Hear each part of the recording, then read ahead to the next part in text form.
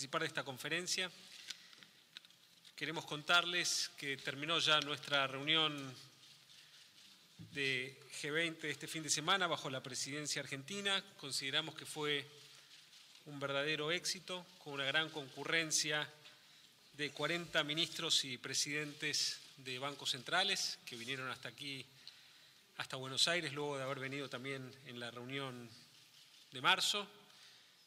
Esta reunión de G20 muestra que este foro sigue siendo el foro de coordinación internacional más relevante del mundo y en donde logramos un consenso unánime sobre diferentes temas de la agenda económica.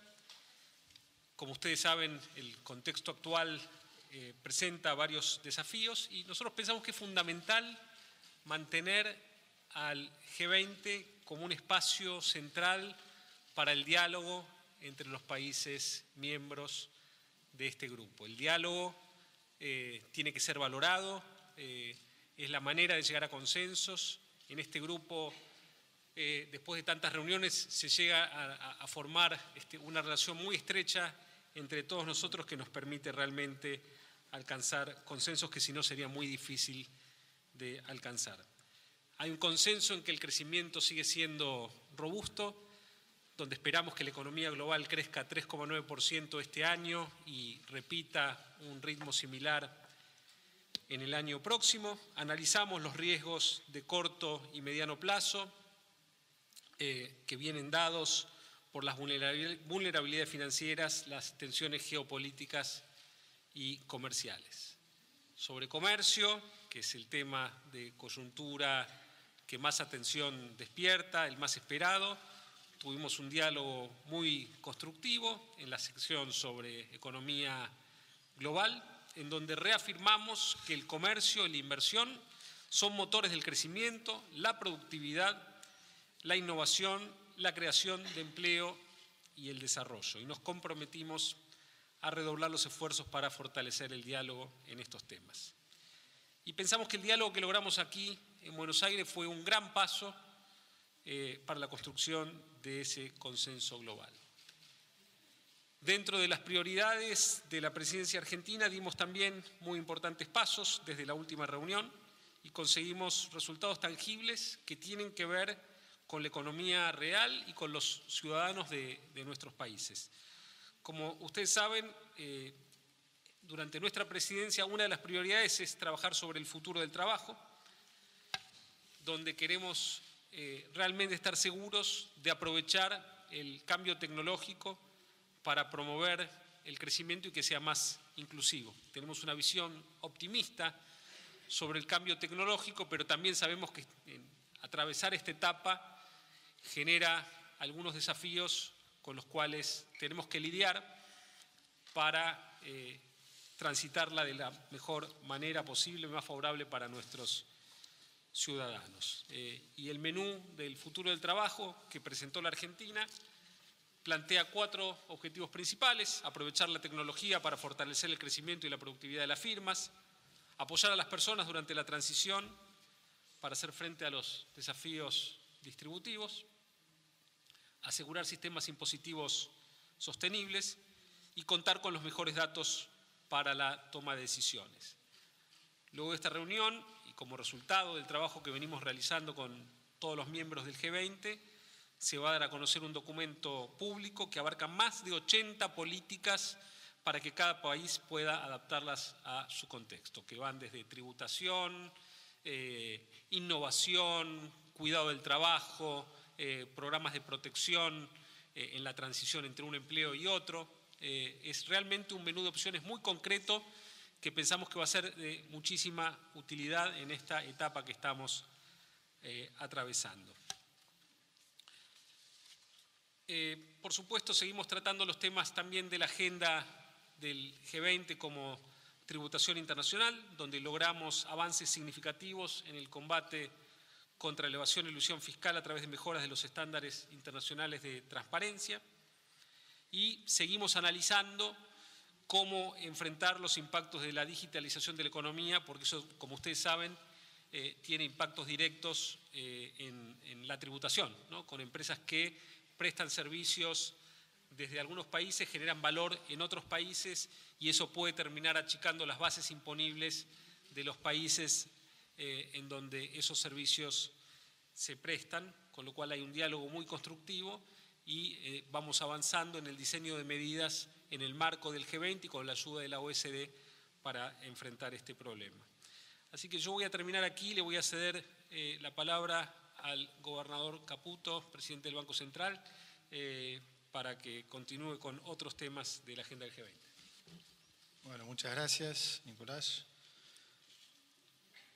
La segunda prioridad de la presidencia del G20 de Argentina es la inversión en infraestructura, cómo atraer mayor financiamiento, mayor capital para lo que refiere a las inversiones en infraestructura. Esto es un problema que afecta a todos los países, mercados emergentes, países desarrollados. En definitiva, lo que ha venido sucediendo es que cada vez hay mayor demanda por inversión en infraestructura y de alguna manera la mayoría de los países enfrentan una situación muy similar, que es el de tener presupuestos reducidos, digamos. A eso hay que agregarle también que, por ejemplo, los organismos multilaterales, que suelen ser los naturales financiadores también de estas inversiones, también enfrentan sus propias restricciones en cuanto a requerimiento de capital. Entonces es como que se está haciendo un esfuerzo grande en tratar de ver cómo se logra captar la inversión del sector privado, el financiamiento del sector privado hacia estos proyectos de infraestructura. Y hay muy buena llegada en esto. Los fondos que hoy manejan, los fondos institucionales hoy en el mundo manejan aproximadamente 80 billones de dólares, 80 billones, digamos, de los nuestros, argentinos, 80 trillones, hablando porque hay prensa internacional, y apenas entre el 1 y el 1,5% es lo que se destina de esos fondos a financiamiento en infraestructura. Y en realidad, cuando se le pregunta a los managers de estos fondos si estarían dispuestos a invertir más, y la respuesta es que claramente sí, que hay mucha predisposición de parte del sector privado para financiar cada vez más proyectos de infraestructura. Pero para lograr esto, bueno, es que en la presidencia de Argentina hemos como construido una especie de hoja de ruta, una especie de mapa para facilitar esa inversión del sector privado. El objetivo final es llegar a convertir a infraestructura en una clase de activo, ¿no? Y esto tiene dos aristas, digamos. Para eso hay que lograr lo que se llama toda la fase preparatoria, ¿no? Digamos, convertir en que sea de alguna manera un proyecto fácilmente analizable y estandarizable. Y por otro lado está lo que refiere ya a la parte más financiera, al contrato financiero, donde también hay que lograr que estos contratos sean de alguna manera más estandarizados para que puedan llegar a ser comerciables. Y una vez que son comerciables, se logra este objetivo de que llegue a ser una clase de activo. Y una vez que se llega a esa categoría, bueno, para todos estos fondos institucionales les es mucho más fácil invertir plata y, bueno, sería en definitiva la solución buscada. También se habló mucho de todo lo que es el tema de regulación financiera e inclusión financiera, y acá se hizo mucho hincapié en lo que es las nuevas tecnologías, ¿no? Con todos los beneficios que eso trae, ¿sí? Y también, por supuesto, teniendo que monitorear los eventuales riesgos. Se habló de los criptoactivos, de las criptomonedas y los criptoactivos.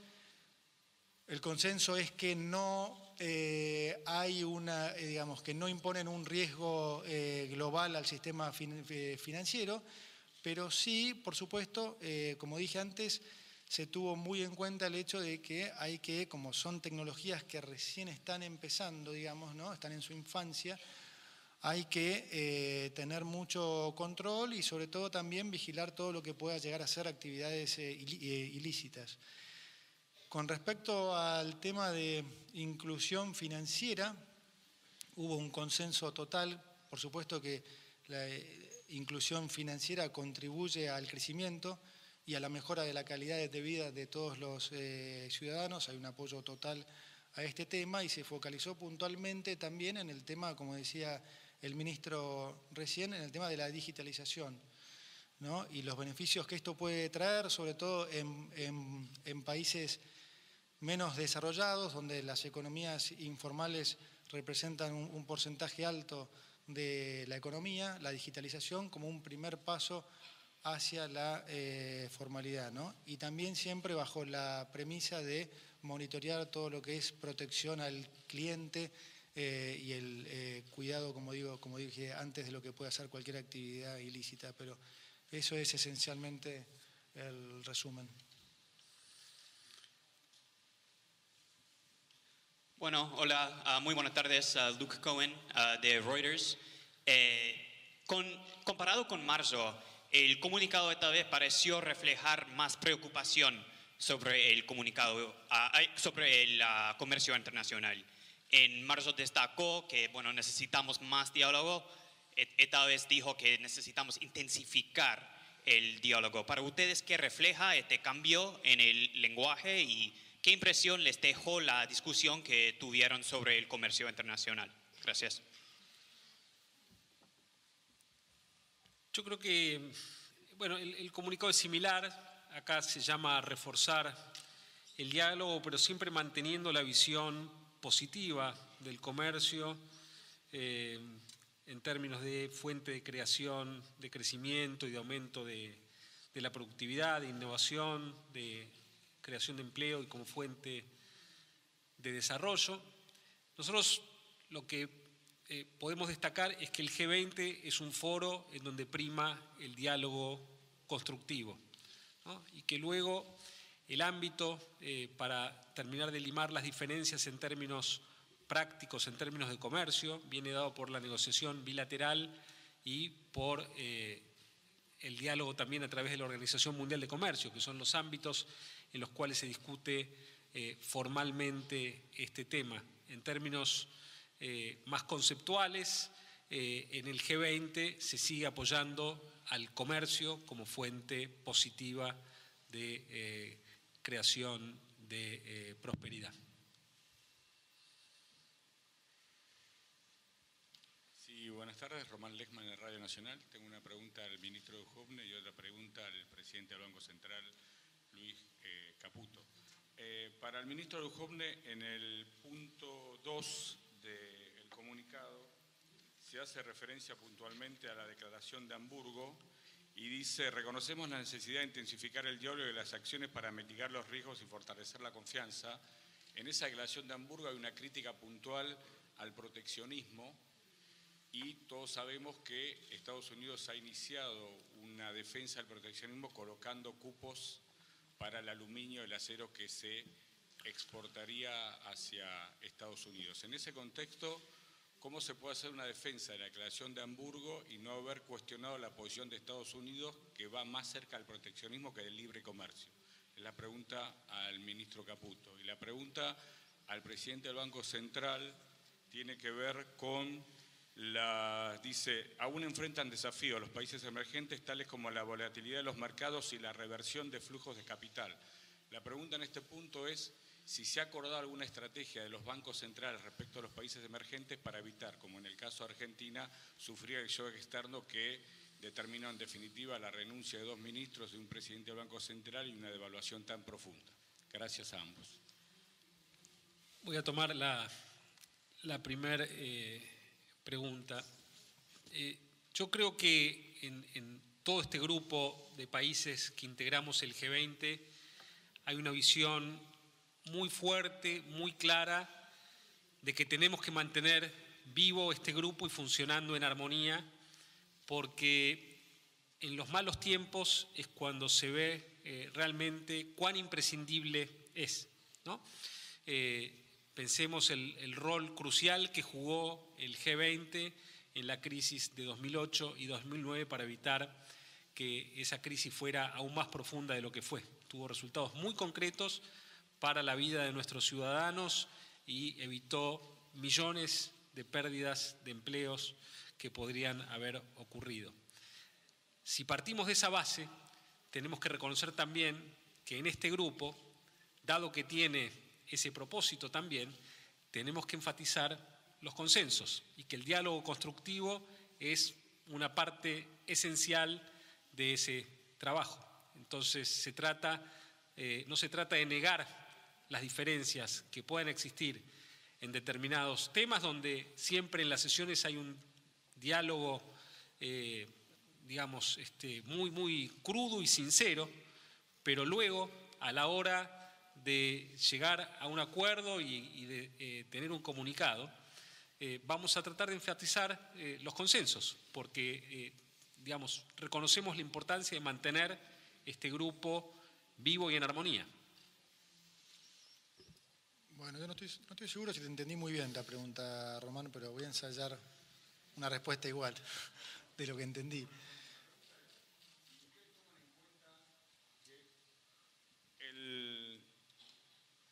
La última línea del punto primero del comunicado dice: si bien muchas economías emergentes se encuentran ahora mejor preparadas para ajustarse a las cambiantes condiciones externas, aún enfrentan desafíos tales como la volatilidad de los mercados y la reversión de flujos de capital. En este punto, la pregunta concreta es si hay forma de establecer o han discutido entre ustedes alguna estrategia común, por lo menos los presidentes del Banco Central de los países emergentes, para que no se repita en la Argentina o en otros países emergentes lo que todos sufrimos desde el 2 de mayo hasta la fecha. Bueno, lo primero que remarcaría es que, como ya dijo el ministro antes, el consenso es de una situación externa más favorable. El consenso de crecimiento para este año en el mundo es de 3,9, lo mismo para el año siguiente. Y cuando hablamos de tasas con los presidentes de los bancos centrales, el escenario de tasas es, digamos, esencialmente el que el mercado conoce, muy predecible. La situación en Estados Unidos hoy es, si bien es realmente muy buena, o sea, a nivel de tanto de crecimiento como de desempleo, están en la tasa de desempleo más baja de las últimas 5 o 6 décadas, en el 4%.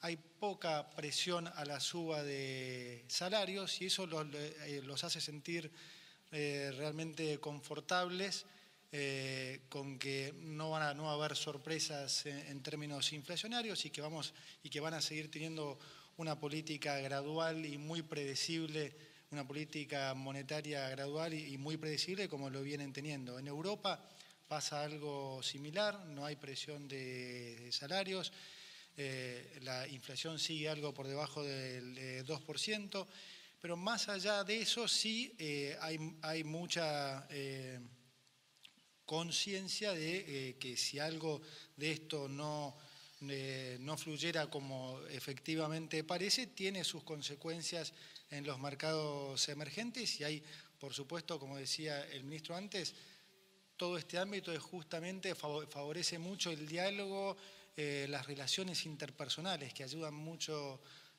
también para todo lo que es después la cooperación. En el caso nuestro, realmente creemos que justamente la volatilidad que hemos sufrido en los últimos meses hubo un gran apoyo internacional y el paquete que se pudo negociar también con el fondo, tanto en tamaño como en la estructura del paquete en sí, tuvo no solo que ver con la excelente predisposición del fondo, sino también el apoyo de todos los países miembros. Sí.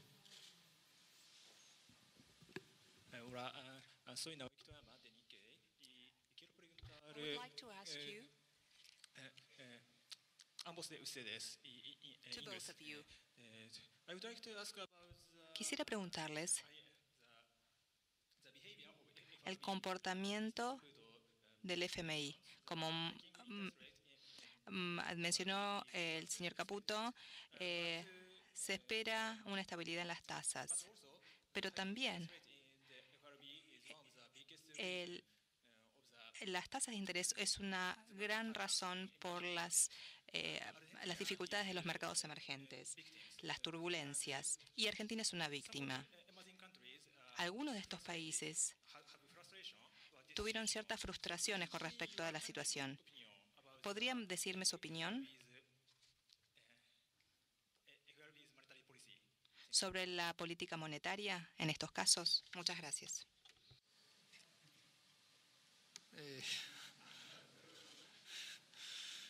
Bueno, un poco entonces parecido a lo que le contestaba a Román, digamos, el escenario de tasas es primordialmente el que el mercado espera.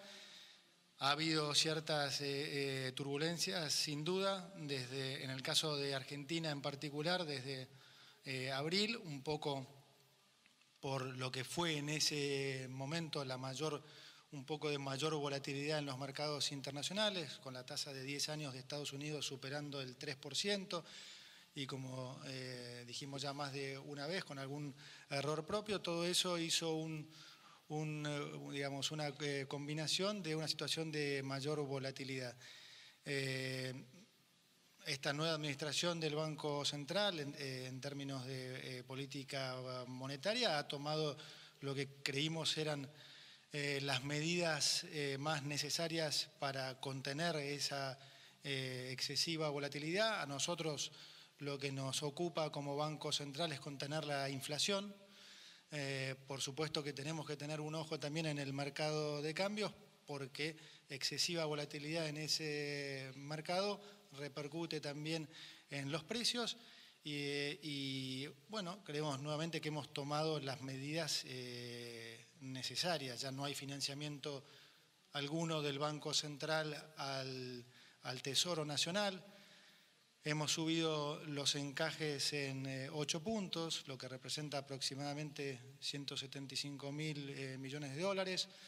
Hemos dejado las tasas del mercado secundario de Lebacs subir unos 700 a 1.000 puntos básicos y todo eso creo que ha contribuido a la calma en los mercados que estamos viendo hoy. Sí, buenas tardes. Natalia Nievieski-Kviat, del diario Clarín. Al gobernador Caputo y al ministro Duhovne, quisiera saber cuál fue el planteo explícito y en detalle del secretario del Tesoro Mnuchin hoy en esta cumbre y ayer también sobre comercio. ¿Qué postura trajo de la administración de Donald Trump a la cumbre? ¿Qué se le contestó? ¿Cómo fue el debate con el representante de los Estados Unidos en detalle? Y por otro lado también cuál fue el planteo de los Estados Unidos sobre turbulencias financieras y qué se le contestó a Estados Unidos sobre países emergentes y sus vulnerabilidades. Bueno, las conversaciones que tenemos en las sesiones del G20 son confidenciales y lo que es público es el comunicado, así que eso es lo que puedo responder. Sí, presidente, ministro, Victoria Arguello de la agencia de noticias Xinhua. Quería referirme al caso puntual de la declaración hoy de un comisario de la Unión Europea, quien destacaba el apoyo de China al multilateralismo y también refería, digamos, el compromiso o la iniciativa de promover una reforma a la Organización Mundial del Comercio. Yo quería saber si desde la presidencia argentina del G20 también se destaca este papel, esta postura de China y qué posición existe ante esta eventual reforma a la OMC. Bueno, como decía antes, nosotros como presidencia del G20 tenemos que ocupar un rol de mediadores o de buscadores de consensos, de organizadores del diálogo. Por supuesto, tenemos nuestras prioridades y cada país tiene sus visiones que trae a la cumbre.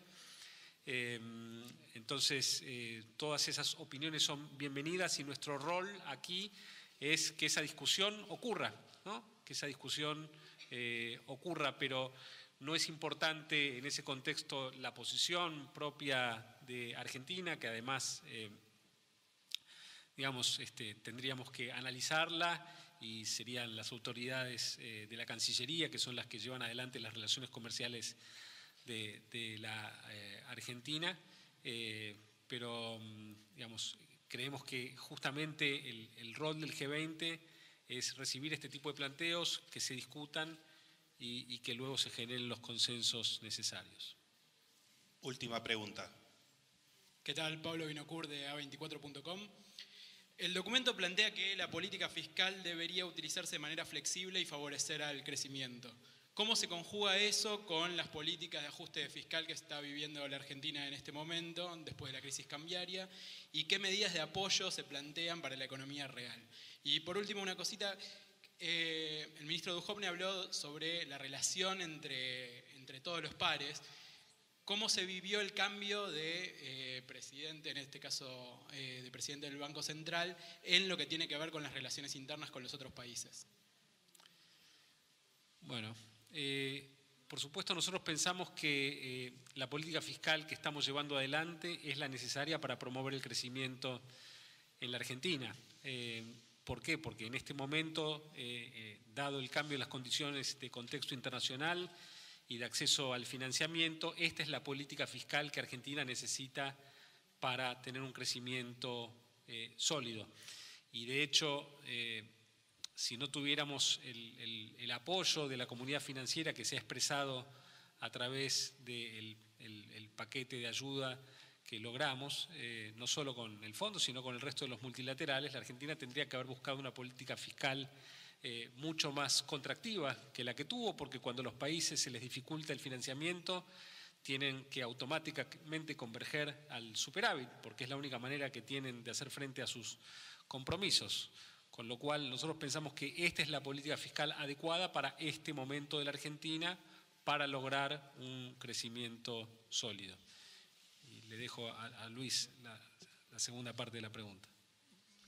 Bueno, la relación, a ver, el apoyo es siempre hacia Argentina es realmente fenomenal, tanto por el lado de los ministros como por el lado de los presidentes de bancos centrales.